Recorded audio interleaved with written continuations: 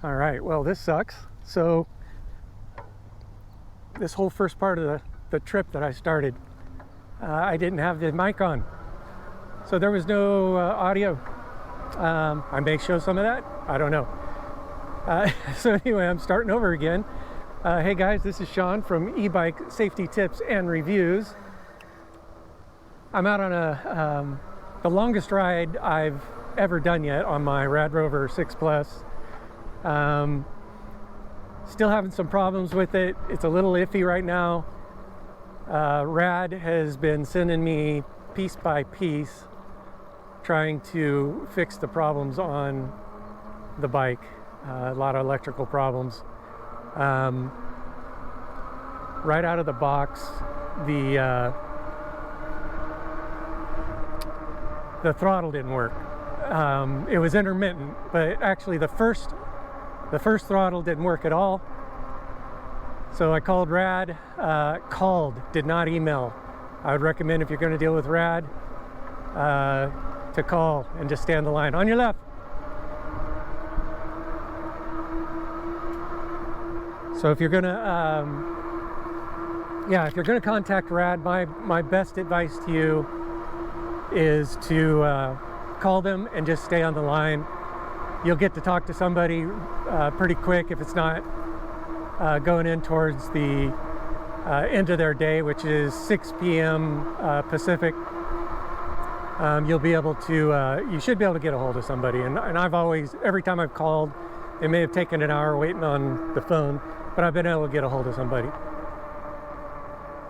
So we had the throttle problem. And Rad sent me out a new throttle. How's it going? On your left. Thank you.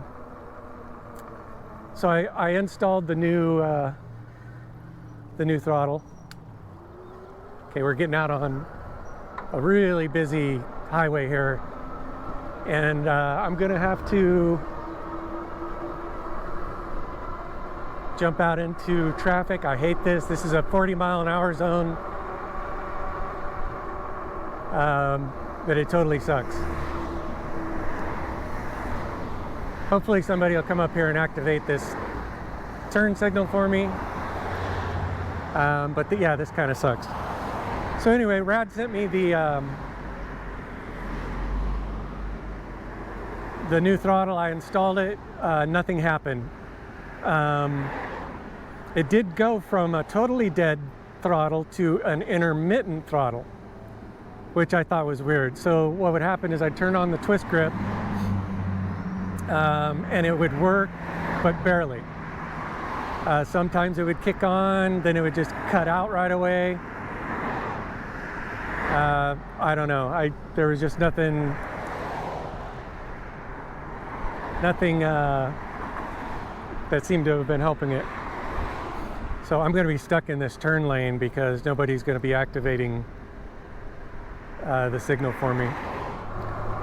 So let's get back to Rad Power and how we're handling the situation with my throttle issue. So I gotta get back out on the road here and make a left turn.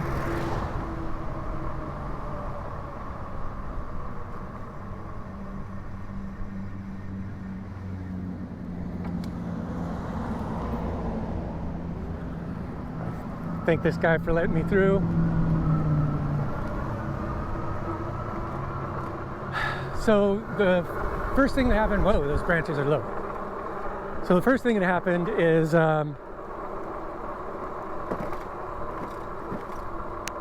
they sent me a new twisty throttle. So it went from no throttle to intermittent throttle. I called him again, said, still having a problem. So they sent me a wiring harness. So I had to wait for that. In the meantime, I'm not riding the bike. I'm not going to ride the bike and have intermittent issues with my throttle working or not working, and get somewhere where I'm totally dead in the water and I have to pedal this 90-pound plus bike. Yeah, I didn't want to have to do that. So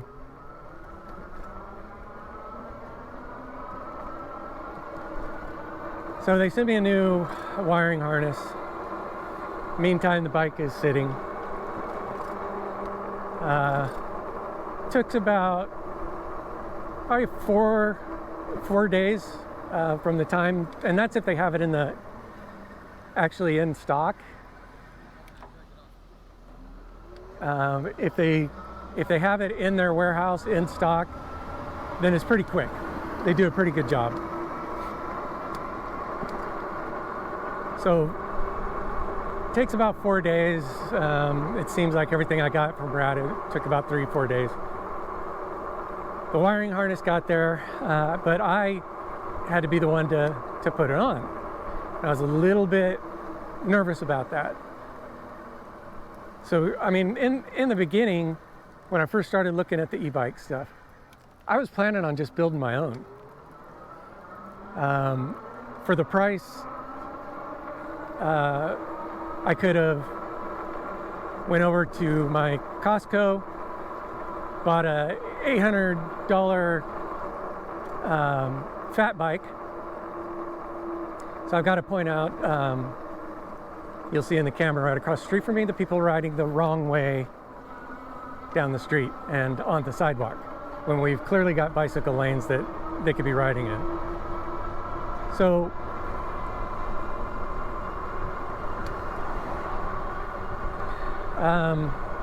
where was I? So I get the wiring harness. They gave me some instructions on how to install it. They were written instructions. I'm making sure my battery's still in there. I've got the battery cover off so I could plug in my sound. The instructions are pretty easy to follow. Basically what I did was I just back engineered how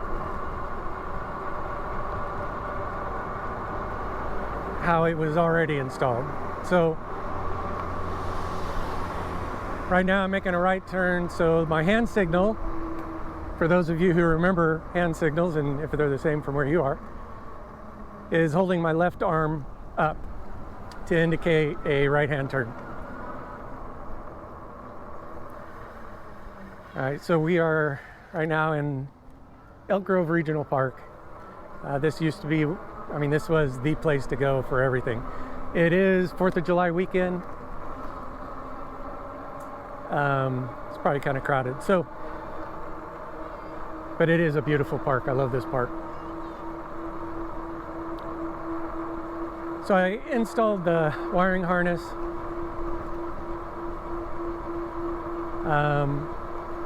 I was thinking that was going to solve everything, and lo and behold, it didn't solve a thing. Nothing. Zero. So again, I had to call Rad, tell them I'm still having a problem, the throttle's still bad. And the first person I got a hold of said, oh, well, you know, we're aware of this problem, and the last person I talked to should have sent me not just the wiring harness, but a new controller, because the controller and wiring harnesses, when they send them together, that solves all the problems. So I said, fine. I'm pretty patient and really easygoing. I don't get upset about stuff. I know a lot of you would probably be chomping at the bit, saying, what the hell? I mean, I've had the bike for a couple months and haven't been able to use it. But I just figured, all right, I'll give him a shot. So that's what I did, and they sent me a controller, and they booked an hour of time with a company called Velofix, V-E-L-O-F-I-X. And it's a mobile bicycle mechanic. So Velofix took some time to get them to come out.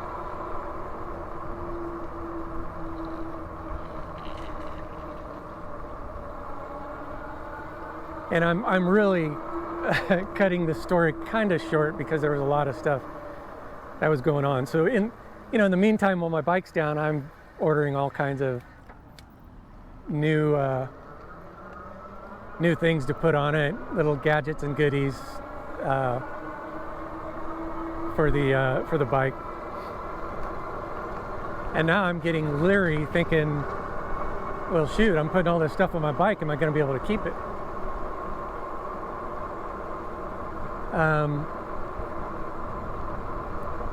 So Velofix, making a long story short here, Velofix came out and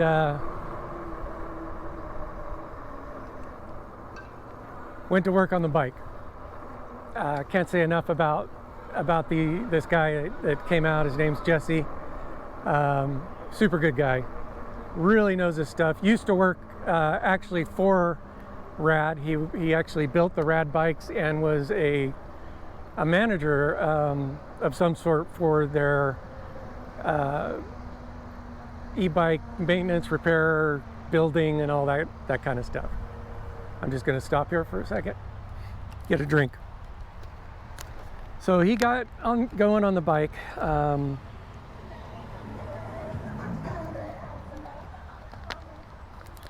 Installed the controller, installed the wiring harness, got everything going, and then he tells me, hey, we got a problem. As soon as I plugged the motor back into the harness, back into the controller, the motor started running backwards at full throttle.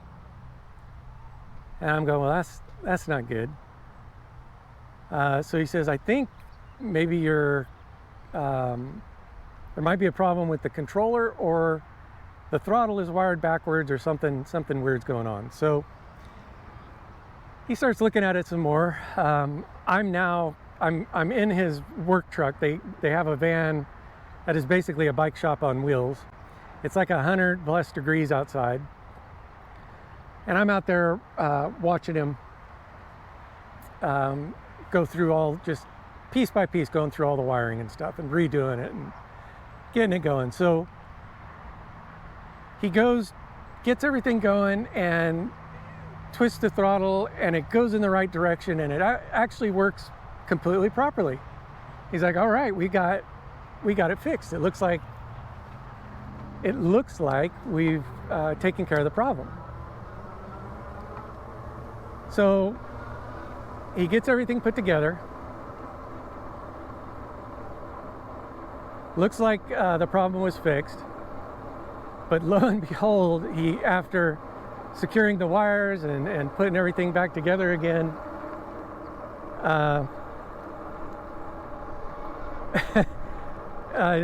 nothing. It was dead. It was completely dead. There was just nothing. No power at all going to the motor. We're both looking at each other, and I'm laughing by this time. I mean, really, what else am I going to do?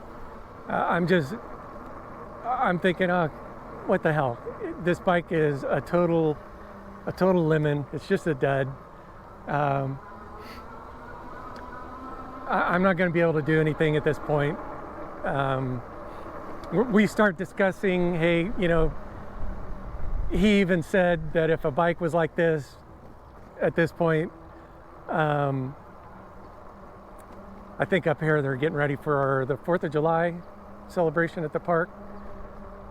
So we got our Elk Grove PD and all the toilets out here. I don't know if that's going to be tonight or if it was last night. I heard a lot of fireworks last night. So I'm just going to pull up here in the shade and talk for a minute. And it's a good time to kind of go off-road a little bit. So we get the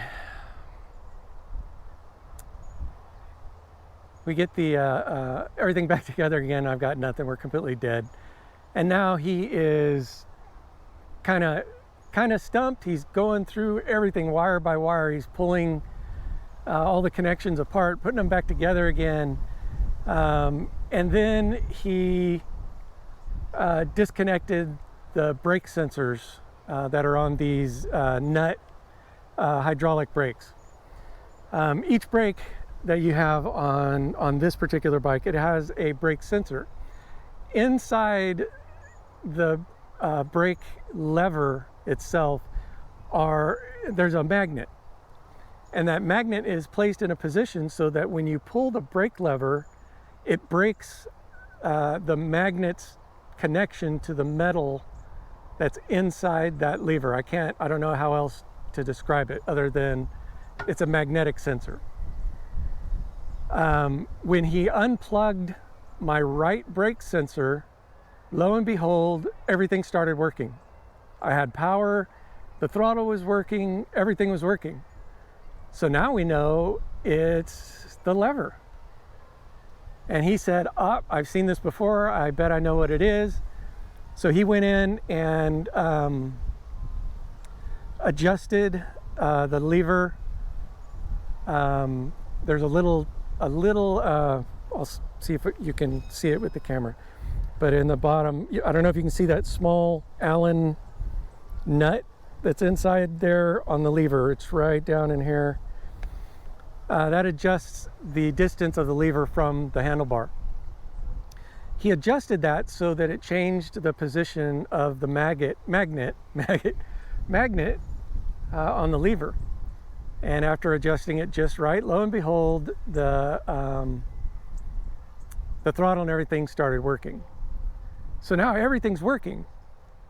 So what else could go wrong? Well, here's the other thing that went wrong. At least 2-3 times while he was working on the wiring and everything and running the throttle, the bike's motor stuck on full throttle without any input. It just stayed on. You let off the throttle, nothing until you would hit the brake and turn the power off to reset it. It was just stuck full on. So that's another problem. Now we've reached a point where, is this just going to be a total, I need a new bike, this thing's just not, there's something wrong. Could it be the motor? I don't know. Could it be just the wiring? I don't know. He called Rad, broke down all of the problems. Rad decided, now here's a deal. They've got different tiers that they go through when it comes to servicing the bike. And Jesse was trying to explain this to me. There's a tier 1, tier 2, and tier 3. Tier 1 being the most basic type of support that you'll need. Tier 2, a little more involved. You may have to reinstall something or do something. Tier 3, we're talking on the verge of total replacement. And then once you go beyond tier 3, you go into, I forget the term that he used. I'm going to get off the bike here. I forget the term that he used, but it has to do with possible litigation and legal problems. If we leave the bike the way it is and the person rides the bike and something like that goes wrong and they end up crashing and getting injured, that's going to be on the manufacturer. This is a defect, and it could be a problem. Now, we went over the bike again. Catch my breath for a second. We went over the bike. We kept giving it throttle. We kept using the cadence sensors on the pedals. We were trying to duplicate that problem. We were only able to duplicate it one time. So we got a total of about 3 times that it stuck with the throttle wide open. So Jesse puts everything back together again. He hops on the bike, takes it for a test ride. He's bouncing on it, jumping on it, doing everything he can to try to get any kind of reaction out of the motor to see if this was going to happen again, if we were going to end up with a problem again. He was not able to duplicate the problem again. So his advice to me was, you can ride the bike, and he goes, if it wasn't me, if it were somebody who is pretty new to riding, he would probably recommend against riding the bike until the issue was solved. But I have a huge amount of time on motorcycles, dirt bikes, dual purpose bikes, all that stuff. I think I mentioned this in what's going to be our first video. So my reaction is, if something fails on the bike, you hit the kill switch. That's usually the first thing. Turn off the key, hit the kill switch, that kind of thing. So the kill switch on an e-bike is basically the power switch. So my plan is, if something happens, I'm just going to hit the brake and use the power switch and turn the bike off. So that's my plan as we stand right now. Now, Jesse told Rad all the issues we were having. After he left, probably within 30 minutes, I got an email stating my order was on the way. Now, I had no idea what order they were talking about. When I got done talking with Jesse, my position was, I think I need a new bike. I think we need to replace this bike. As much as I don't want to, I've lost faith in this bike quality-wise. I'm just not sure where we're going to go with it. So that was where I was at the point of him leaving. So I get this email stating that my order was on the way. So I go in, I look and see what is this order that's on the way. Well, they're sending me another twist throttle, another wiring harness, and another controller. To my surprise. So I had to call them and remind them again. Now, this was the next day because it was after 6 p.m. My time. So this was the next day. I had to call them and remind them that my right brake lever had the magnet problem and may have been the main issue all along since I got the bike, but I don't know. And there was no order to replace the right brake lever. So right away, we had a long talk about me wanting to replace the bike, and well, we're still going to have to go through the parts thing, and you're going to have them install the parts, and then you could put in a request for a new bike, and that's a whole nother thing handled by a whole nother person. But in the meantime, we'll just send you these parts. Is that a runaround? I don't know. Are they delaying the inevitable? Probably. But we'll see. So he added a new brake lever to the order. So as of right now, I've got a new twist throttle, a new wiring harness, a new controller, and a new right lever on its way. I really wanted to get out and get some riding videos going, get some stuff going on the bike so that I have some footage to get this channel started for you guys. I think I just really wanted to get this thing going. So once I find out when the parts are going to get here, I'll give Velofix a call again. I'll give Jesse a call, since he's the one that's on it, and set him up for a day to start working on the bike again. So we'll get going again here.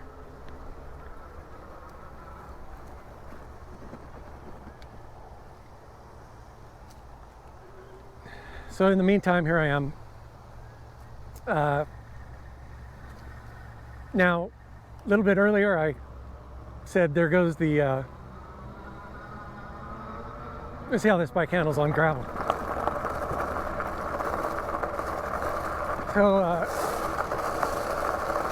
earlier I told you, I go, well, there goes the throttle again. And on this ride, I actually did see, I'm standing up just to let you guys know, to get my center of gravity low on the bike, because this gravel is pretty squishy and I'm wiggling quite a bit. So to keep myself steady, I need to stand up and lower that center of gravity down to my pedals. If I sit in the seat, the center of gravity is going to be up at the seat and the leverage is going to be up at the top of the seat, making it easier to tip over at the bike. Now, I'm going to do this for a demonstration. I'm on very loose gravel. I'm standing up. I'm at 4 miles an hour, 3 miles an hour. I'm right at the point where I'm almost completely stopped. So I'm stopped now. My center of gravity is at the bottom of the bike. I just stopped. So standing up, I can come to a complete stop in bad terrain on slick gravel and not tip over by lowering my center of gravity. That's just one little tip I'll throw in, and that came up because I happened to go into this gravel. So as I went around that turn there, I shifted my weight to the I was making a right-hand turn, so I shifted my weight to the left side on the left pedal. By doing that, again, you're using leverage to keep the bike nice and straight. So if something happened, if it started to slip out or anything like that, I would have maximum weight to the outside of that turn, and it would hopefully prevent me from having a tip over and falling off. Hey, squirrel. So got another stop sign here. So that was a good demonstration. Handles gravel really good. These big fat tires are doing really well on the gravel. Okay, so where were we? That was a nice little jaunt off-road. Hi, so we're talking about Rad and all the new parts that they're sending me. We'll see if that works. Here at the park, they've got a BMX track, which is pretty cool. I'm not gonna, I may go in there during the week and just do some demo stuff for video. It's pretty crowded here. There's a lot of kids out there playing and riding their bikes, so I'm not gonna interrupt their day by taking this monster inside there, but I'll go ahead and let the camera go while this is going on. So I don't know if you guys can see this pretty good, but this is a pretty cool track. It's actually pretty cool. Kids are out here enjoying it. Helmet's mandatory. That's good to see. They've taken really good care of this. I don't know who's in charge of it, but they've been taking really good care of it. So while we're sitting here for a minute, let me catch my breath. I have been pedaling. So I've been getting a little bit out of breath, a little bit dizzy. Don't like that. All right, so I got the parts coming. Jesse will install all the parts. We'll see where we go from there. Is that going to fix the bike? Am I still going to want to keep the bike after that? I don't know. But I can tell you one thing that is for sure. This is a fact, and that is that Rad and everybody there has definitely been above and beyond when it comes to customer service. Yeah, I had to wait maybe a little bit.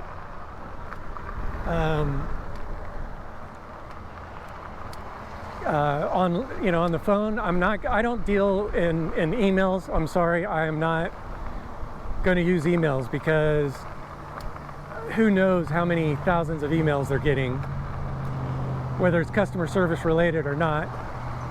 But I am not going to sit there and wait on an email. I like things, when I need help, I want it now, and I'll wait online, or I'll wait on the phone to get it. So that's what I did.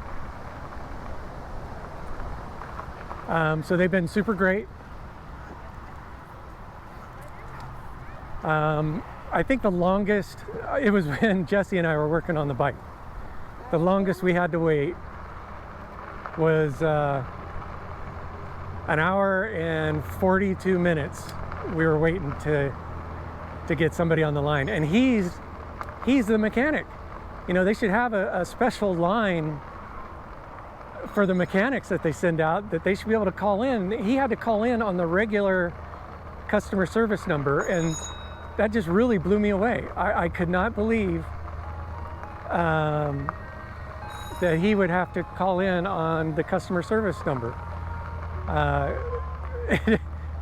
It's just kind of crazy to me, but he did, and it was an hour and 42 minutes and no resolution. He called just before closing time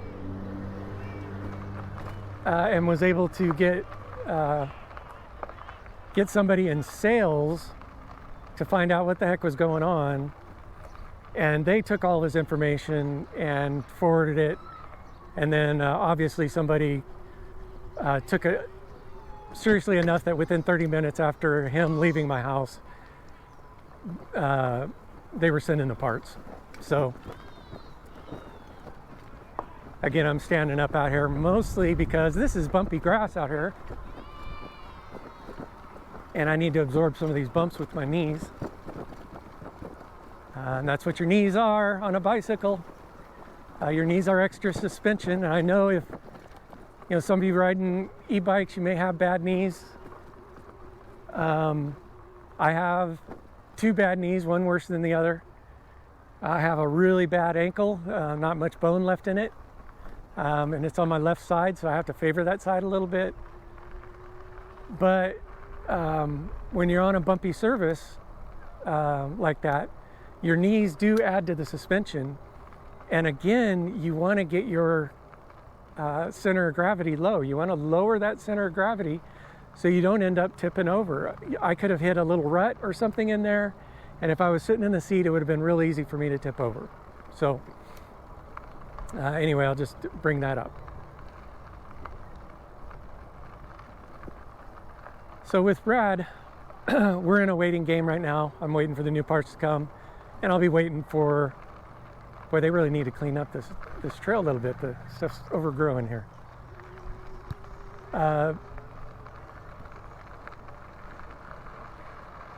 So the ball's kind of in their court. I'll get those parts. I'll get a hold of Jesse. He'll install all the new stuff. We'll see how the bike runs after that. I'm still going to keep my cards on the table in regards to swapping this bike out. I go through, got a little party going on here.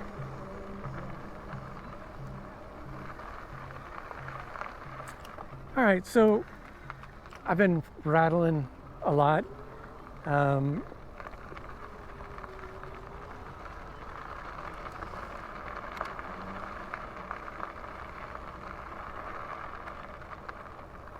Let's see, what else can I go through here? This is a little path that they're running through they built this going through the park, which is kind of cool. It's meant for runners. When I did cross country back in high school, back in the 80s, early 80s, this was the park where we trained. And they added this path in here, and I'm wondering if they didn't do it because of our cross country coach. He had everything all kind of mapped out as to how long our course was in the park and where we should run. He had kind of everything was set up, and this path seems to follow the path that he had set out through the park that would tell you if you were on a 2-mile run or if you were on a 1-mile run or a 3-mile run. He had it all kind of mapped out through the park, and this path kind of follows his map a little bit. I think that's kind of cool. It would be cool if he was part of that. But they have done a lot to this guy's gonna wait for vehicles. I'm just gonna go behind this car. This is a kind of a bummer to get out of, and I'm gonna give way to pedestrians. Hi. Because to me, this path is more of a jogging and pedestrian path. Probably not really a bicycle path. Although I've seen no signage saying no bicycles allowed or anything. I just think this is more of a pedestrian path and not really a biking path. But that's just, you know, me being courteous. Something that we should all take into account on our bicycles, whether it's regular bicycles or e-bicycles, whatever your thoughts are. Courtesy is going to get you a long ways, and courtesy is what's going to keep trails open and places open to our e-bikes. Just be courteous. You know, don't be rude and obnoxious and come out here and ride like a maniac to where people start to view the e-bike community as, you know, nothing but a bunch of motorized bicycles ripping through their, you know, their paths and their land. So just a little thought.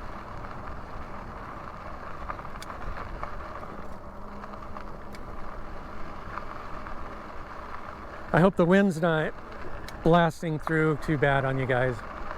And I hope this audio is going to come out all right.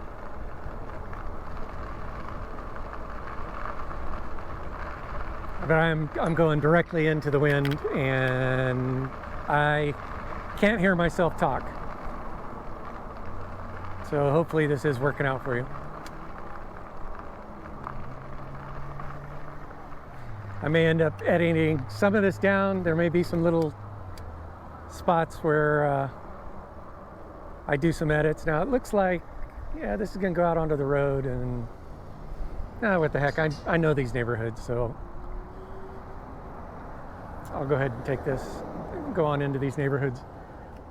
All right, so cross over. All right, so here's a spot. This is a pretty tight little turn. Something to know on a bike. Look where you go, and you're gonna go where you look. That was a tight turn. I did two things on that turn. First of all, I stood up and I lowered that center of gravity. I brought it down. Second, I looked where I wanted to go and I turned the bike so that I went there. I didn't have to lean it. I didn't have to do anything weird. I just looked where I wanted to go, kept my shoulders nice and square, my center of gravity was low, and I made the turn. And you could see that I was not at any kind of great speed. I was going very slow, 1 or 2 miles an hour tops. Moved very slowly through that. The bike kept good balance. No problems there. So another good example of maintaining your balance and making a good balanced turn. So this is part of the old part of the town where I grew up. It's really nice and peaceful back here. Nice place to ride. So how do I like the Rad now that I just turned I just put 36 miles, 36.2 miles. Let me look and see where my battery is. I got 4 bars of battery left. I better start heading back. So,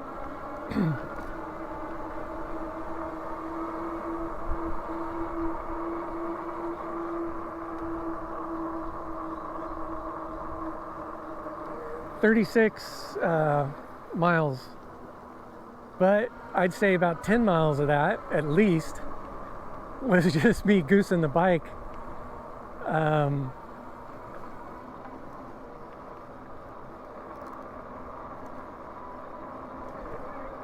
To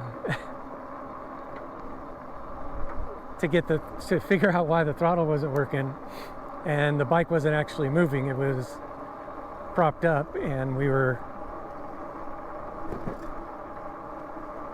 just using it, you know, to try to get the throttle to work. So I haven't been in the saddle for those hours.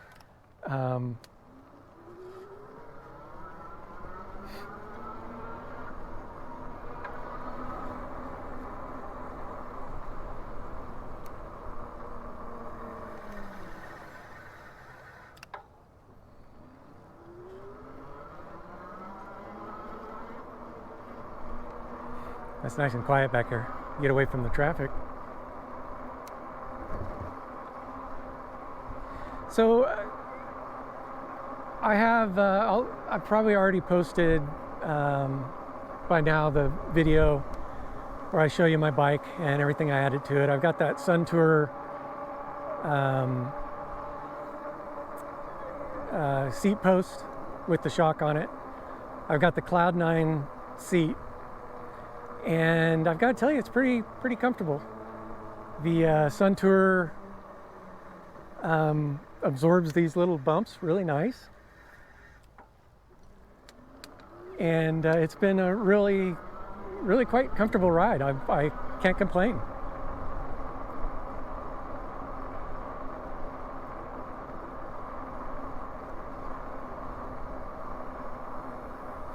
The bike itself, I also had to add the adjustable neck. I was too far forward with the stock neck that the Rad comes with, and I have a bad back, and my neck is pretty bad. If I'm crouched over and looking up, so to speak, my cervical spine starts to really get sore and it hurts, and I end up with spasms.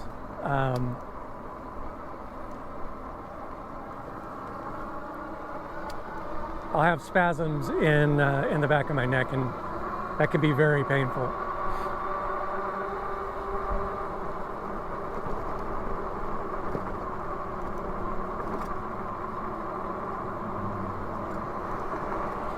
So adding those comfort items has done a lot.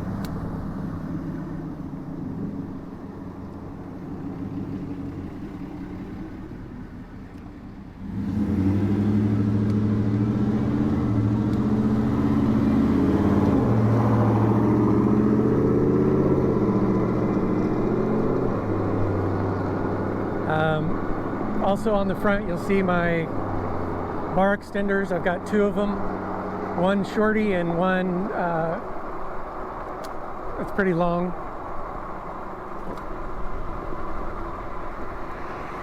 I'm watching for that cross traffic. So that's where I got my phone mounted. I've got my daytime light from Rock Brothers. That's mounted on there. And it just makes things, you know, a lot nicer. Everything's kind of spread out. There's not a lot of room on the stock bars to mount stuff. There's just not. And the bottom part of this bar is really fat. So mounting things there, it's not really conducive to putting all the stuff that you need on your bars. So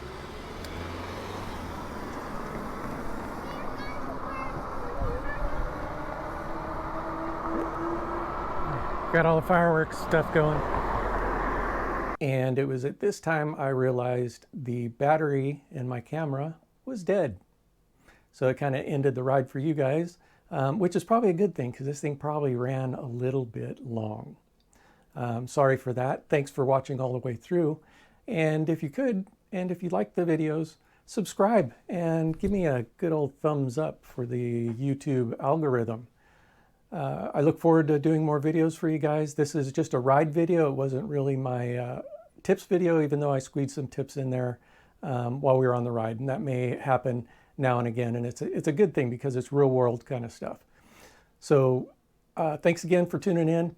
We'll see you next time here on e-bike safety tips and reviews. Have a great day.